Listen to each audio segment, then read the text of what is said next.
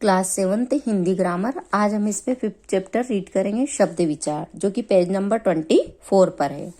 अब हम देखते हैं शब्द क्या होता है। शब्द भाषा की महत्वपूर्ण इकाई है, क्योंकि अपने विचारों को व्यक्त करने के लिए हम शब्दों का प्रयोग करते हैं। जब हम कोई भी बात कहते हैं तो बात को कहने के लिए शब्दों का प्रयोग किया जाता है। जैसे हम कोई भी बात करते हैं तो बात को कहने के लिए हम शब्दों का ही प्रयोग करते हैं। निश्चित अर्थ को प्रकट करने वाले वर्ण समूह को शब्द कहते हैं। अर्थात अनेक वर्णों के मेल से बनी सार्थक एवं स्वतंत्र ध्वनि इकाई को शब्द कहते हैं। जैसे कमल, सरोवर, सूर्य, ये क्या है? शब्द है। अब हम शब्दों का वर्गीकरण देखते हैं। अर्थ, रचना, स्त्रोत और रूप रचना या प्रयोग के आधार पर शब्दों के 4 प्रकार होते हैं। जैसे अर्थ के आधार पर, अर्थ के आधार पर शब्द के 4 भेद होते हैं। क एकार्थी शब्द, ख अनेकार्थी शब्द, ग पर्यायवाची शब्द, घ विलोम शब्द। अब हम एकार्थी शब्द देखते हैं कि क्या अर्थ होता है एकार्थी शब्द। जिन शब्दों का केवल एक ही निश्चित अर्थ होता है वे एकार्थी शब्द कहलाते हैं। जैसे माता, दिल्ली, समुद्र, नमस्ते आदि। ख अनेकार्थी शब्द, ऐसे शब्द जिनके एक से अधिक अर्थ होते हैं वे अनेकार्थी शब्द कहलाते हैं। जैसे नौ, पत्र, वर्ण आदि, इनके अनेक अर्थ होते हैं, अनेकार्थी शब्द कहलाते हैं। अनेकार्थक शब्द का अर्थ है किसी एक शब्द के अनेक अर्थ होना। तो अब हम देखते हैं अनेकार्थक शब्द। जैसे शब्द सैनिक, इसके अनेक अर्थ जवान, युवक, वीर। फल है, इसके भी अनेक अर्थ होते हैं, लाभ, नतीजा, संतान, फल। गौ है, इसके अर्थ होते हैं गाय, स्वर्ग, पृथ्वी। मतलब एक ही शब्द के अनेक अर्थ, तो ये अनेकार्थी शब्द है। इस तरीके से ये सारे अनेकार्थी शब्द आप खुद रीड करेंगे। अब हम देखते हैं पर्यायवाची शब्द। एक जैसा अर्थ बताने वाले शब्दों को पर्यायवाची शब्द कहते हैं। पर्यायवाची शब्दों के बारे में जानने योग्य है कि किसी भी शब्द के पर्यायवाची को विभिन्न परिस्थितियों में एक दूसरे के स्थान पर प्रयोग नहीं किया जा सकता, क्योंकि पर्यायवाची शब्दों के प्रयोग और अर्थ में सूक्ष्म अंतर होता है।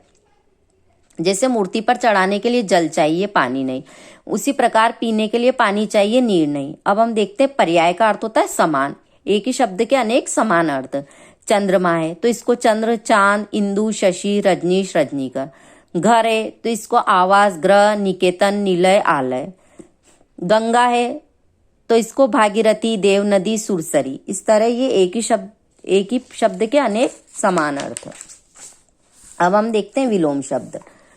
जो शब्द किसी शब्द का विपरीत अर्थ देते हैं वे विलोम शब्द कहलाते हैं। जैसे सुख का दुख, अंदर का बाहर, जय का पराजय आदि। अब हम देखते हैं शब्द इसका विलोम। वीर का कायर, लाभ का हानि, भक्षक का रक्षक, जीवित का मृत, नर का नारी। ये विलोम शब्द है। विलोम का अर्थ होता है उल्टा।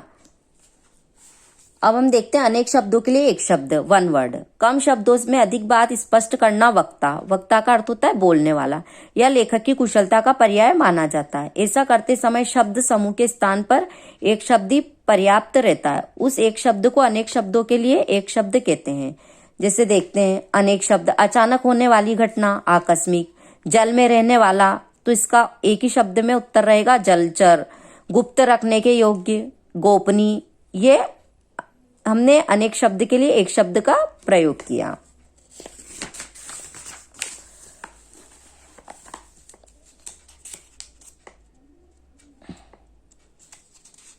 अब समान अर्थ वाले शब्द। कुछ शब्दों के अर्थ समान प्रतीत होते हैं, परंतु वास्तव में ऐसा नहीं होता है। इनके अर्थ पूर्णतः भिन्न होते हैं। ऐसे ही शब्द यहाँ दिए जा रहे हैं। जैसे समान अर्थ वाले, छाया है तो वृक्ष आदि की छाया। फिर है परछाई तो किसी व्यक्ति की परछाई। स्वागत है तो किसी के आने पर सम्मान देना। अभिनंदन है तो विशेष समारोह आयोजित करके सम्मानित करना।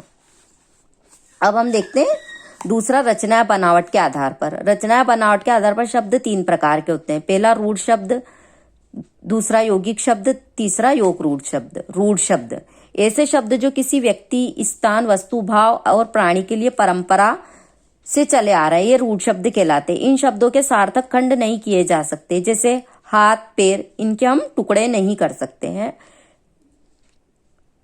यौगिक शब्द, 2 या 2 से अधिक स्वतंत्र शब्दों के मेल से बने शब्द यौगिक शब्द कहलाते हैं। जो 2 या 2 से अधिक शब्दों से मिलके बने। जैसे आत्म कथा, तो आत्म प्लस कथा से मिलके बना आत्मकथा।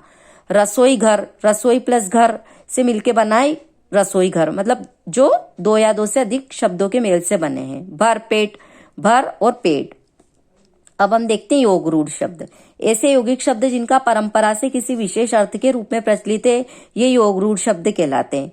ये शब्द भी दो या दो से अधिक शब्दों के मेल से बने होते हैं। योग रूढ़ शब्दों के सामान्य अर्थ और विशेष अर्थ अलग अलग होते हैं। जैसे नीलकंठ, इसका सामान्य अर्थ है नीले कंठ वाला और विशेष अर्थ है शिव, अर्थात नीलाय कंठ जिसका, तो क्या है, शिव। इसका तीसरा अर्थ निकल रहा है।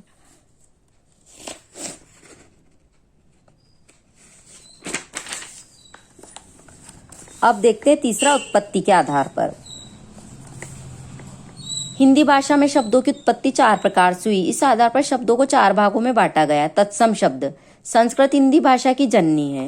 निश्चय संस्कृत के अनेक शब्द उसी में हिंदी भाषा में प्रयुक्त किए जा सकते हैं, इन्हें तत्सम शब्द कहते हैं। जैसे वायु, सूर्य, अग्नि। तद्भव शब्द, ऐसे शब्द जो मूल रूप से संस्कृत के परंतु थोड़े से रूप परिवर्तन के साथ वे हिंदी में प्रयुक्त होते हैं, उन्हें तद्भव शब्द कहते हैं। जैसे घर, सांप, दूध आदि। अब हम देखते हैं तत्सम और तद्भव। तत्सम शब्द शुद्ध रूप होते हैं। अंगुली, इसका तद्भव है उंगली। तत्सम है अग्नि, इसी प्रकार तद्भव होगा इसका अग्नि का आग शब्द। तत्सम आम्र शब्द है तो इसका तद्भव शब्द होगा आम। तत्सम अश्रु शब्द है तो इसका तद्भव शब्द होगा आंसू। अब हम देखते हैं देशज शब्द। देशज शब्द हिंदी में अन्य किसी भाषा से नहीं लिए गए। ये शब्द परंपरा, जनजीवन की साधारण बोलचाल की भाषा में प्रयुक्त होते हैं और क्षेत्रीय प्रभाव के कारण हिंदी में आ गए। इन्हें ही देशज शब्द कहा जा सकता है। जैसे देशज शब्द थैला, गाड़ी, झुग्गी, खिड़की। अब हम देखते हैं विदेशी शब्द। हिंदी में अनेक विदेशी भाषाओं के शब्द आ गए और वे सभी शब्द मूल रूप से हिंदी में प्रयुक्त होते हैं, इन्हें विदेशी शब्द कहते हैं। जैसे विदेशी शब्द आलू, पेंसिल, हलवाई। ये इस प्रकार जो भी शब्द दिए सारे विदेशी शब्द हैं। अब निम्नांकित में विदेशी भाषाओं के शब्द जिनका प्रयोग हिंदी में होता है, जैसे अंग्रेजी पेट्रोल, अरबी हमला शब्द, फारसी सौदागर शब्द है तो ये तुर्की कुली। ये यहाँ पे अंग्रेजी, अरबी, फारसी और तुर्की शब्द की अंग्रेजी शब्द क्या क्या है, अरबी शब्द कौन से हैं, फारसी कौन से और तुर्की कौन से हैं। अब प्रयोग के आधार पर शब्द 2 प्रकार के होते हैं। पहला, विकारी शब्द। ऐसे शब्द जो भाषा में प्रयोग किए जाने पर लिंग, वचन और कारक के कारण अपना रूप बदल देते हैं, वे विकारी शब्द कहलाते हैं। जैसे बेटी का लिंग परिवर्तन बेटा, बेटी का वचन परिवर्तन बेटियां, बेटी का कारक परिवर्तन बेटियों के लिए। अब विकारी शब्द के 4 भेद होते हैं। पहला संज्ञा, दूसरा सर्वनाम, तीसरा विशेषण, चौथा क्रिया। विकारी शब्द के बारे में हमने पिछली कक्षाओं में भी पढ़ा है। अब हम देखते हैं अविकारी शब्द। ऐसे शब्द जिन्हें वाक्यों में प्रयोग करने पर लिंग, वचन और कारक के कारण कोई परिवर्तन नहीं होता, वे अविकारी शब्द कहलाते हैं। जैसे लड़का धीरे धीरे बोलता है, लड़के धीरे धीरे बोलते। इन वाक्यों में लिंग, वचन और कारक के कारण कोई परिवर्तन नहीं आया। अविकारी शब्दों के भी 4 भेद है। पहला क्रिया विशेषण, दूसरा संबंध बोधक, तीसरा समुच्चय बोधक, चौथा विस्मयादि बोधक। अब हमने ये चैप्टर पूरा रीड कर लिया, आप भी इसको अच्छे से रीड करेंगे।